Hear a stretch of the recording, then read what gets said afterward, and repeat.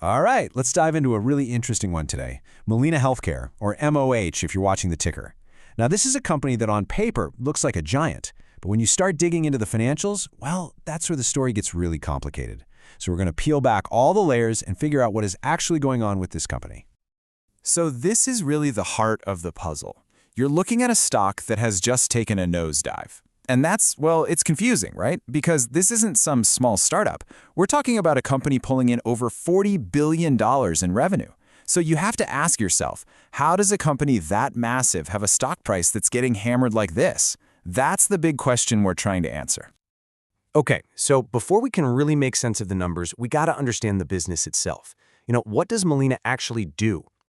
So here's the thing about Molina. They're not your everyday health insurance company. They play in a very specific sandbox.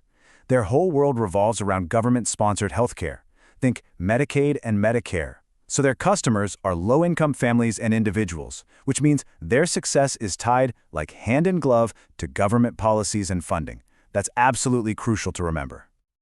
All right, now let's get to the juicy part, the performance. And trust me, this is where the story gets, well, it gets a little wild.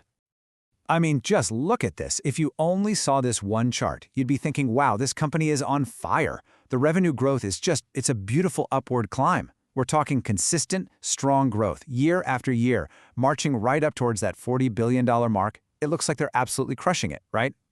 And then you see this. It's like a complete record scratch. That amazing story we just saw, it gets flipped on its head. While all that cash is flooding in the front door, the actual earnings, the profit, has fallen off a cliff.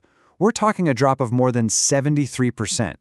This is the core problem right here. The money's coming in, but it's vanishing somewhere on the way to the bank. So, to put it simply, the company is growing, but it's making way less money. They're getting bigger, but not richer. And that, of course, leads us to the next big question, which is, how healthy is this company really? If profits are getting squeezed that hard, what does the rest of the balance sheet look like? Let's pop the hood and take a look.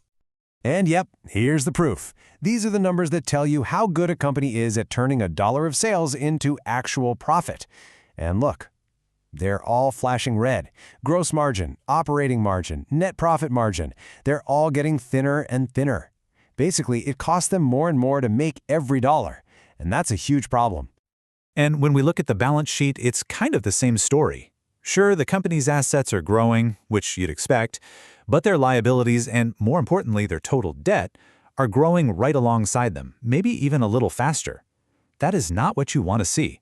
It's exactly like taking out a bigger and bigger loan right after you've taken a massive pay cut. It just adds more pressure. But here's a little twist. Despite all these warning signs, you have to look at who's holding the stock. We're talking about the heavy hitters here. Vanguard, BlackRock, Capital World investors. These are the biggest players in the game. Now that could mean they see some deep, long-term value that we're missing, or it means they're sitting on a position that's making them very nervous right now. You can bet they're watching this situation like a hawk. Okay, so we've seen the good, the bad, and the ugly. Which brings us to the real million-dollar question, or in this case, billion-dollar question, what is Molina Healthcare actually worth? And before we throw some numbers up, let's just quickly talk about intrinsic value. All that really means is, what's the company's true value based on its fundamentals? Its health and its ability to make money. It's about separating the real value from the daily noise of the stock market.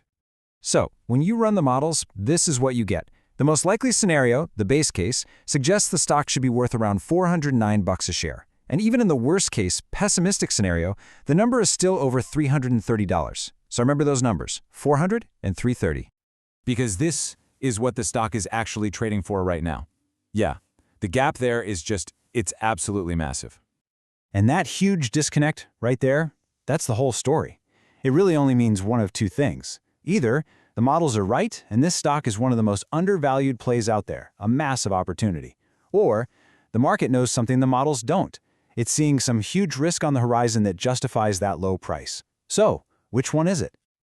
Well, to get a better idea, let's see what the pros think. What's the word on Wall Street? Okay, so at a quick glance, it looks like Wall Street is pretty bullish. You can see a whole lot of buy and strong buy ratings. Looks pretty positive, right? But just like with that revenue chart we saw earlier, you can't just look at the headline. You got to dig a little deeper. Because This is what's happening behind the scenes. Look at the earnings per share estimates, basically how much profit analysts expect the company to make. Just in the last 3 months, they've been chopped down. For this year, the estimate is down more than $4. For next year, it's down over $6. So even though they might still have a buy sticker on the stock, their confidence in the company's ability to make money is clearly evaporating fast. And what happens when confidence evaporates? This. You get a string of downgrades from the big names: Barclays, Morgan Stanley, Truist. This is Wall Street, in real time, telling the world, hey, that story we told you before, it's changing, and not for the better.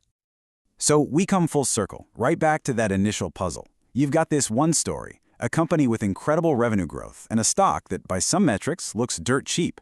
But then you've got this other, darker story, collapsing profits and Wall Street analysts getting more and more nervous. Here's the bottom line. Both of these stories cannot be true in the long run. Something has to give. So the real question is, what story will the numbers tell next?